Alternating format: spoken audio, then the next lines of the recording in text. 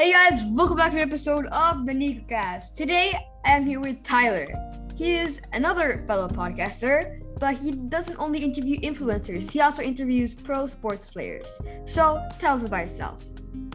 Yeah, Nico. Well, thanks for having me. First of all, like you said, I do YouTube. I interview a lot of celebrities, a lot of social media creators, because they're kind of been the celebrities of today lately. Yeah. I did start my career in sports, so I have a lot of sports interviews on the YouTube channel. I actually still work in sports because I work for a sports TV network in the Boston area. So I still am involved in sports, but lately for my work on social media and online on YouTube, it has been heavily focused on the entertainment scene and especially social media as of late with TikTok stars and YouTube creators being a big thing. Yeah, because I feel like more people want to see what the TikTokers and YouTubers are doing than celebrities. Yeah, man. I mean, people your age, they love the TikTok stars. I mean, I've never seen a wave like that. I've seen it, Vine stars and obviously YouTube creators. But what TikTok offered this last year was really reached a new level of fame and popularity I've never seen from creators. What people like Charli and Addison, it's so crazy how quick their fame had happened and the level of popularity. I mean, the fact that Charli reached 100 million followers in 1 year. Yeah. Is absurd. It's absurd. I don't know what's PewDiePie. I wonder how long it took him to get a million. I think it took him 12 years, 7 years. 12 years for YouTube and then less than a year for Charli. I mean, TikTok is just a new level that you hadn't seen in the social media world before. So it has been insane in that sense. I feel like she's one of the first people that has gotten a social media account to 100 million followers. And knowing that she's 16 years old makes it even more and it's in a year. Yeah, like I said, it just expanded the boundaries. That's what TikTok did, of literally numbers wise of followers, but also how quickly you could get that growth literally overnight. Yeah. And just my personal experience with Charli's, meeting her and interviewing her so early when she was famous. She had 10 million. Yeah, the day I interviewed her. Which is a lot. Yeah. So it's definitely a lot, trust me.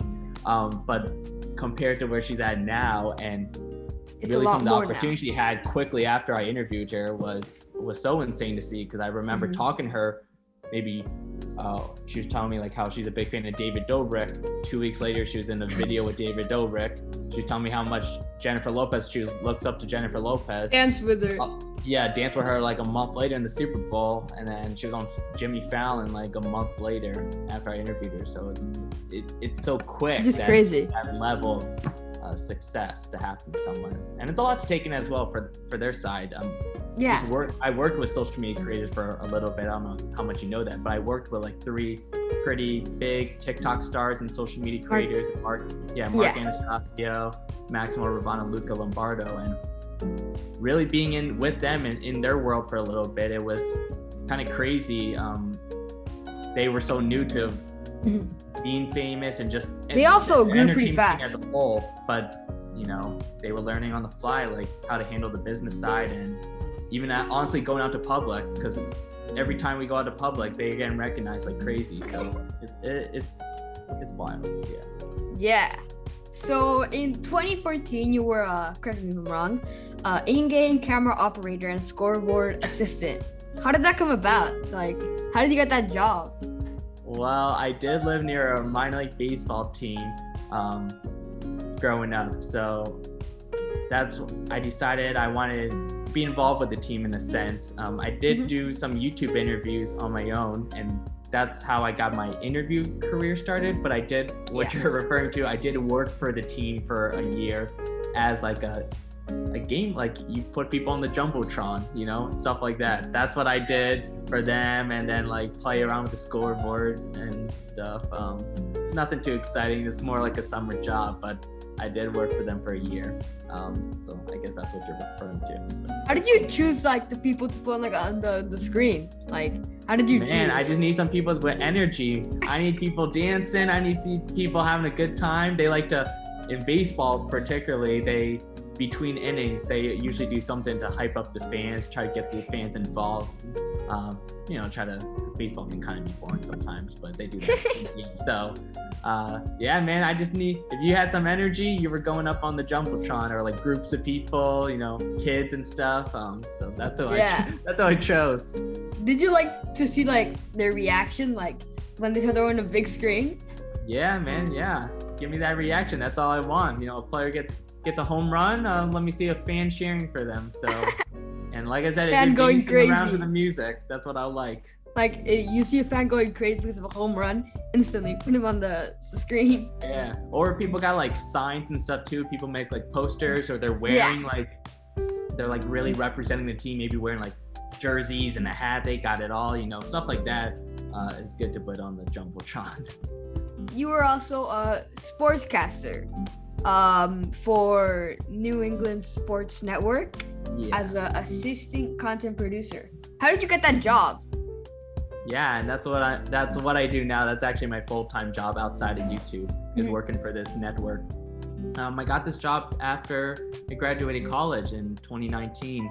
My program director at my college, he worked with someone that worked at this company, New England Sports Network, and kind of just sent my resume to them. I got a message from them out of the blue that, hey, do you want to do an interview? And I was like, oh, that's cool. Yeah, I'll definitely do, my initial interview with them. And it was, went through that process, got the job luckily, and it's been really cool because they're owned by the Boston Red Sox, and my favorite team growing up is the Boston Red Sox. So right now I work with a lot of athletes, or I interview a lot of the players on the Red Sox, and in a way that's like a dream opportunity. So I'm still working hard right now with them to get more of those opportunities, because I do a little bit of both the reporting stuff, but I also do some behind the scenes stuff that most people don't realize for the company. So I'm working to get more of those reporting opportunities, but I'm grateful to be there, very happy to be there so far, and it's been very, very special covering the Red Sox. Yeah, like how you said that, like you were like, you supported them since you were young. That's kind of like watching a YouTuber like that you've been watching for years, and then all of a sudden you interview them. Like in my case, yeah, it's kind of like crazy. Like, is this real? It's very surreal, dude. Like, yeah. Even this morning, I talked to a couple players that, like, literally were the players that I grew up watching. I had posted up this morning. The manager of the Red Sox now, he was a player on the first team I watched for the Red Sox growing up. His name's Alex Cora. So I talked to him, a couple times a week, just doing these Zoom interviews. But it's still always kind of weird to me, because I'm like, you were literally part of that first team that I grew up watching that won the World Series with the Red Sox, and now we kind of talk, just like casually, like. I mean, it's different now because it's more of a professional sense, but it is still cool to me, for sure. Yeah, same. I feel like it was very cool for me too, because like speaking with like Yes Theory, like. Yeah, I saw that, man. Before Lancer. Yeah, like a lot of people I've interviewed, people I like really like love watching their videos.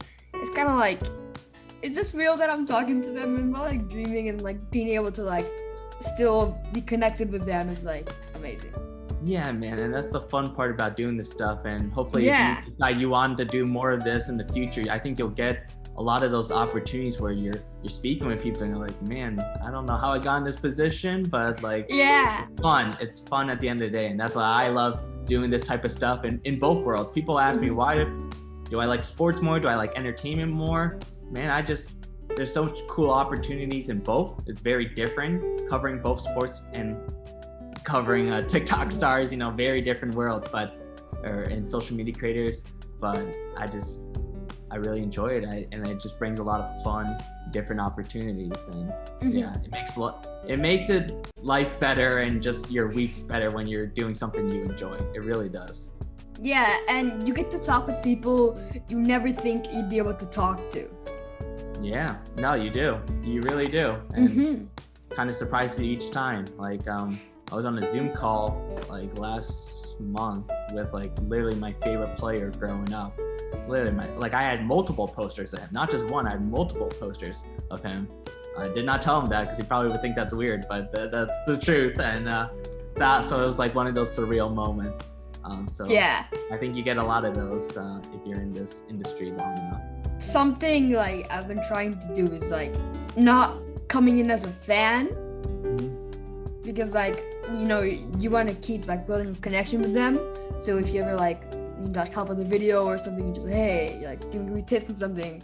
That's what I've been trying to do, and it's been working. Yeah, man, you keep it professional, but it's still good to have that type of excitement inside. I think that really makes the day-to-day more fun when you still have that joy about it. But when you are interacting with people, and like I always say, like I've been doing this long enough, I don't get like starstruck or whatever, because when I need to do like interviews with celebrities or athletes, because even if I looked up to them, I have a job I want to do or something I want to accomplish, whether, you know, I'm creating content with them or doing an interview.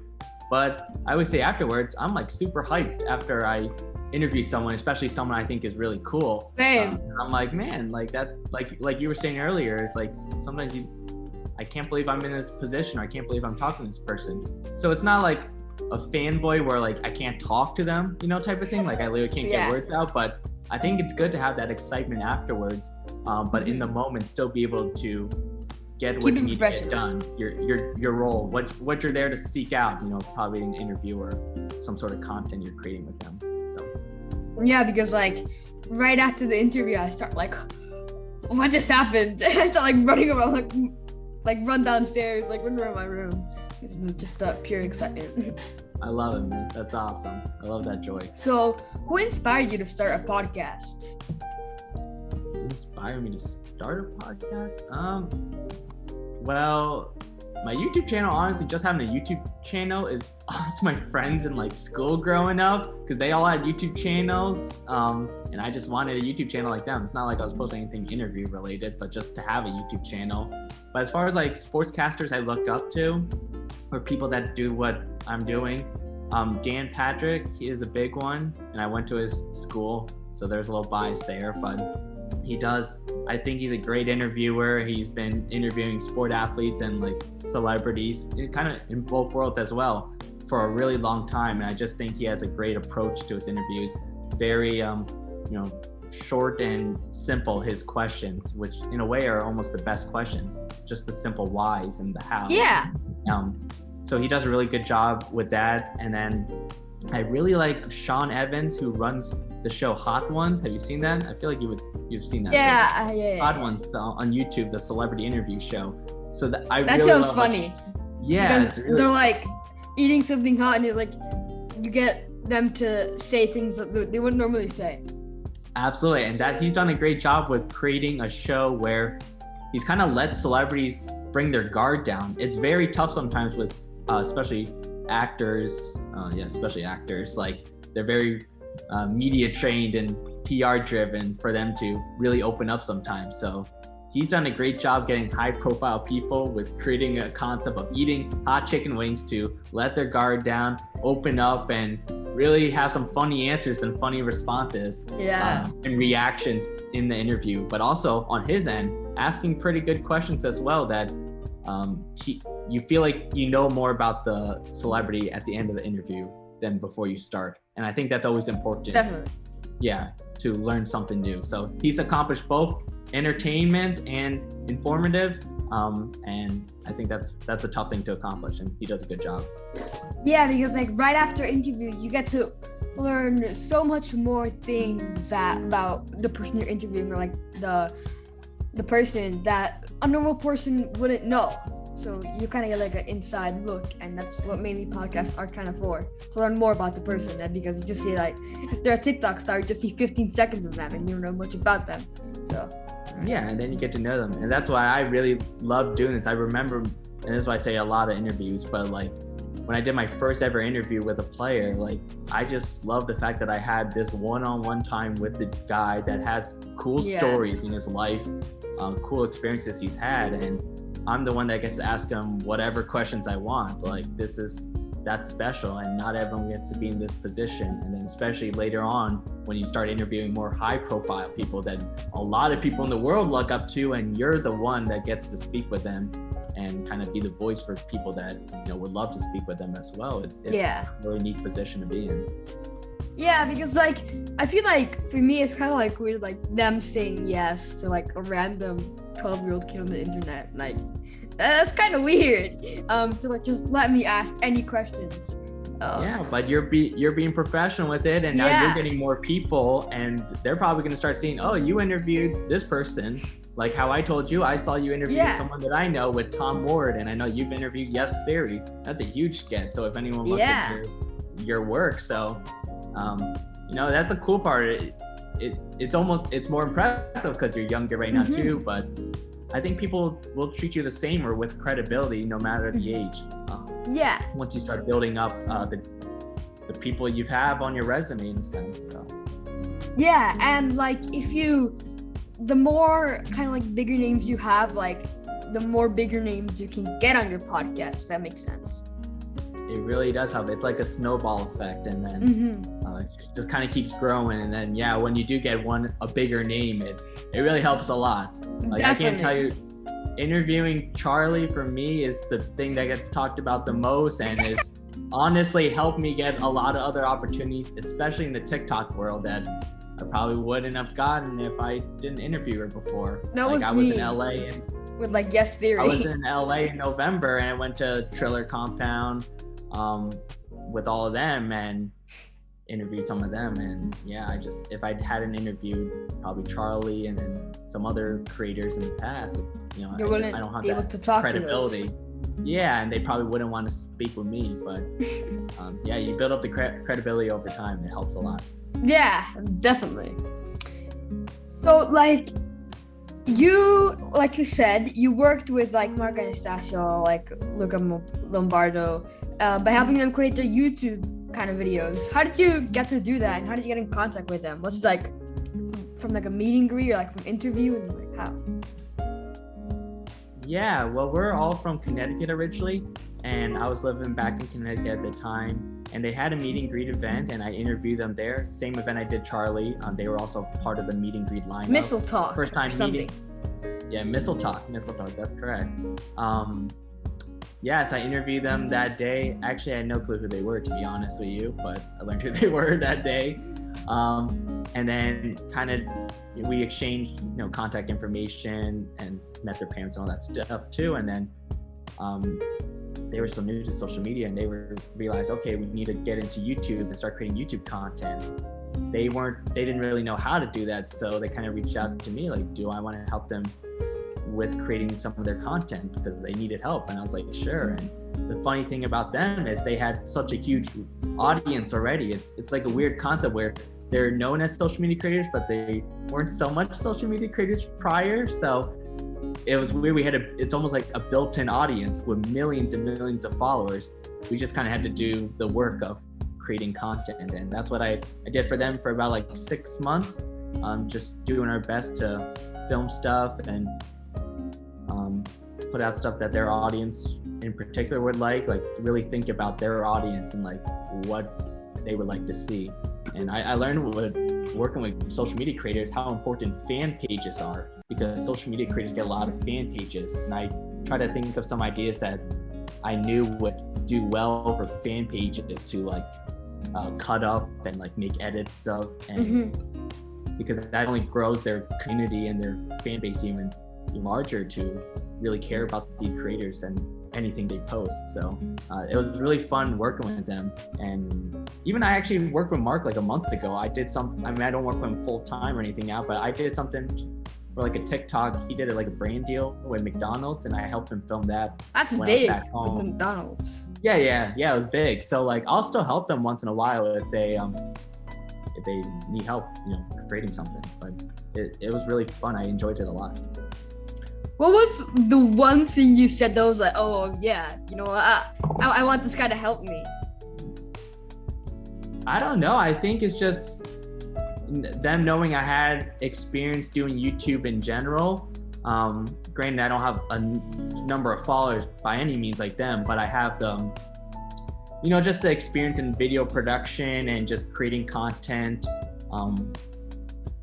prior, So I think that's why, and I think they just felt comfortable with me. I'm 22 years old. I'm a little older than them, but I'm really not too much older than them. So it's like a kind of a perfect where, okay, he's older than me, and we,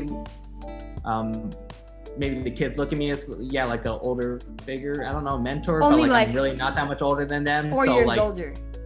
Yeah, so they still feel comfortable with me. So it's not like an adult, but you know, Yeah. they're in high school. I just graduated college. So it was like, I don't know. More it friendly. It was a good More fit. like- It was just a good fit overall. So Yeah. I don't really know the best way to explain it, but yeah.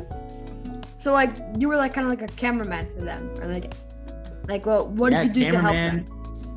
Yeah, I would say more than a cameraman really, because I mean, I was editing for them too, but also really helping them think of the ideas for the videos and thinking of potential ideas and people we should collaborate with. And some we were able to actually fulfill, but some we didn't get to. I mean, I have a lot of ideas that I wish we had a chance to do. It just didn't work out, but and COVID didn't help either.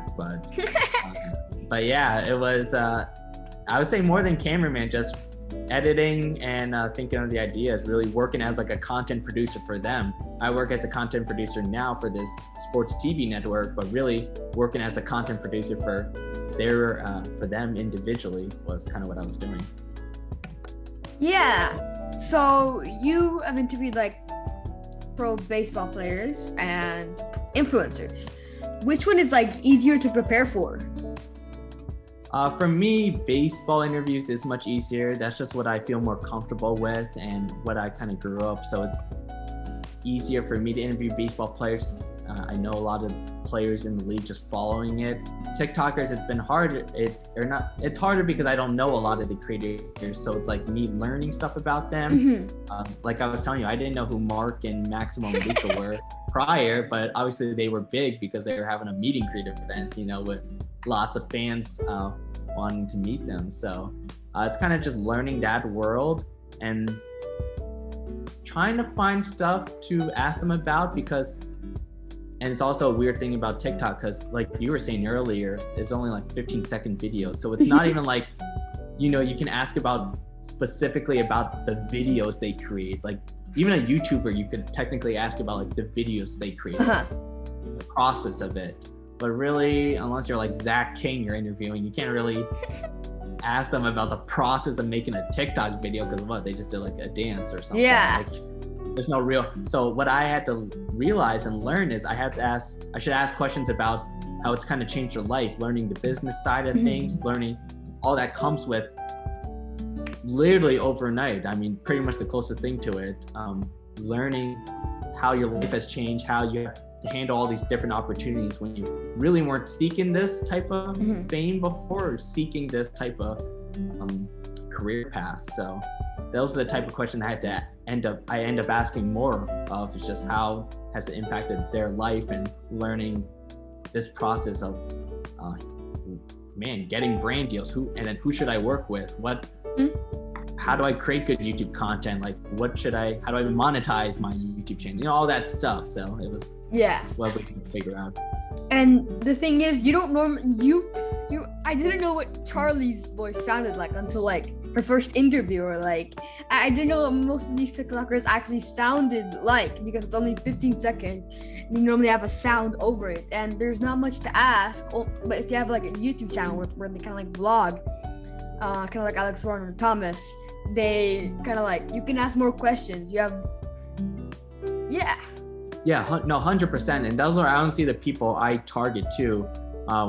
People that I feel like, yes, they've had a lot of success on TikTok, but are they doing some stuff outside of TikTok, or trying to do stuff outside of TikTok to maintain this, maintain a career in the entertainment field? So it's when TikTok's already kind of slowly dying in a way, or at least the popularity lately. Like, because of competitors, who's gonna be past the 15 seconds of fame? And those are the people I target in the first place of trying to interview, because it takes a lot of my time to interview people, and I edit my own interviews and stuff. Same. So I don't want to I can't just interview anyone, because it takes a lot of time just to prepare questions and edit it. So like I try to target people that I feel like are gonna have careers hopefully moving forward. Not saying everyone I interviewed will or did, but those are the people I think, like, do they have a real talent maybe about them that I think could help them in the long run, or are they doing stuff now working with brands that that's big time, you know, real big. Actually, I'll give you a quick example, which I never posted this interview because the audio was kind of shaky, but I interviewed Josh Richards, which I really wish that interview did not have audio issues because Josh is obviously killing it. Very interesting person. Very interesting. I really like him a lot. I think he's a really smart kid. Seriously, he's one of my favorite people in that social media world, and honestly, he's past social media at this point. Yeah. He does like podcasts now. Like that's so many podcasts. Oh yeah, he's got so many like businesses and stuff. But those are the people like I really like and I target, and obviously did with him. But yeah, I like those type of social media creators that are thinking a few steps ahead. Mm-hmm. Was that like a under 10-minute interview like Charli and like the Mark Maximo, or was that like a longer one like your other it was ones? longer than Charli and Mark's, but I don't think it got to because those were like 3 minutes.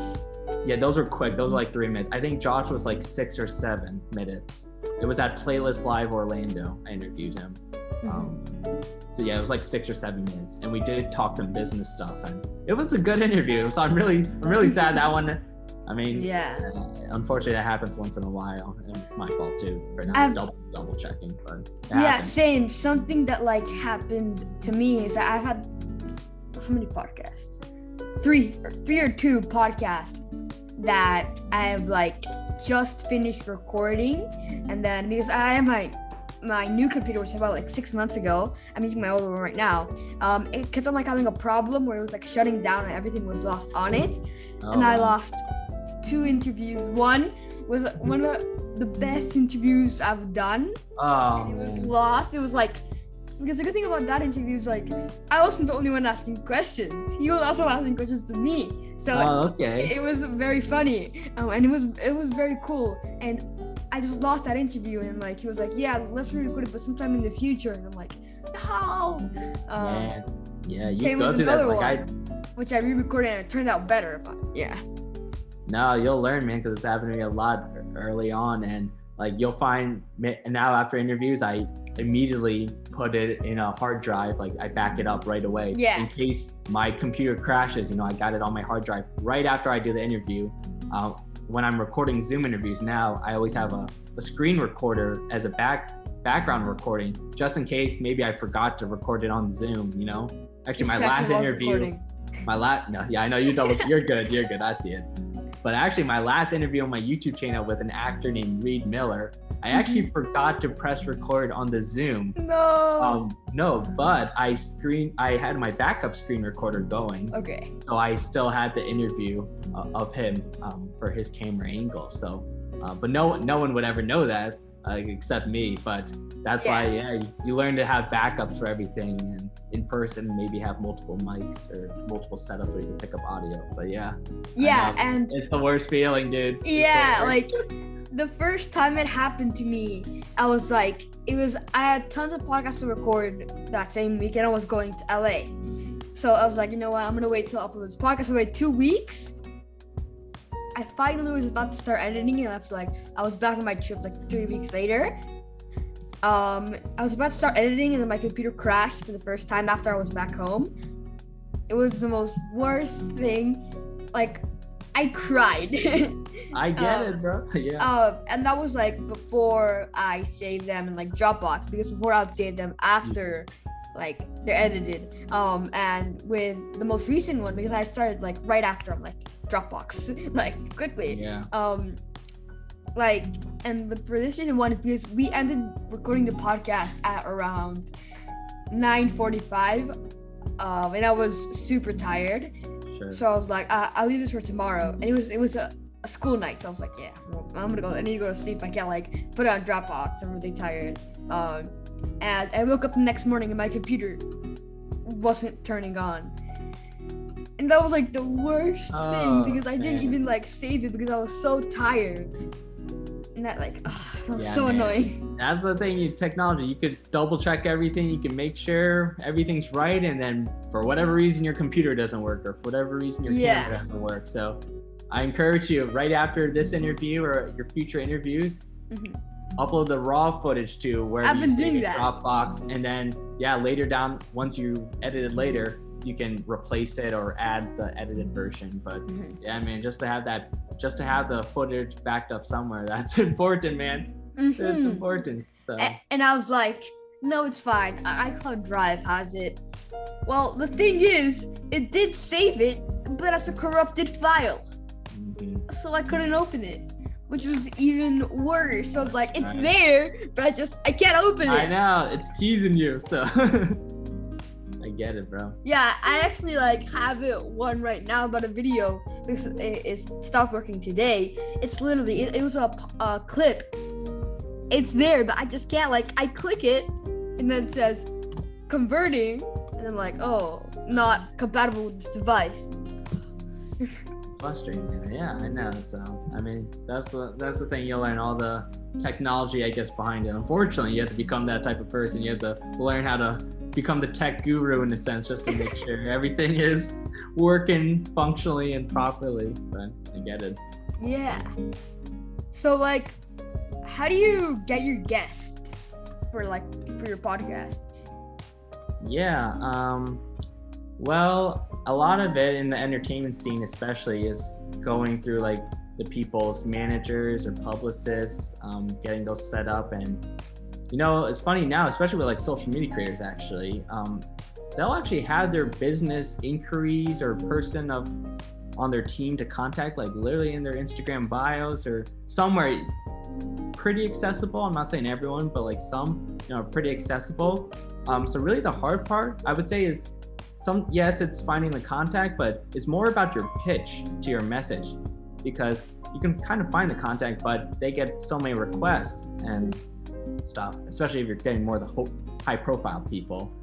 They might get a lot of inquiries. So it's really more about your pitch. And that's where it kind of goes back to what we were talking about, having the credibility. You can name, okay, I interviewed Yes Theory before. Oh, that kind of stands out. If I looked at if I saw that in an email, stuff like that catches their eye and it's okay, this dude's credible, this guy's been doing it. So I think that helps me convince a lot of these bigger name people with still having a small YouTube channel in a sense, but just a lot of my work, interview a lot of the big name people that helps get more people down the line. But yeah, man, just social media as well. I really don't reach out directly to the people so much. It's more going through someone on their team and finding that out, whether it's super simple or I have to do a little bit of digging and figure out, okay, they're represented by this management company, and do some digging to figure out which manager represents them. To their email they have there, and also reach out to the management email, and then I'll see who their manager is and also email him.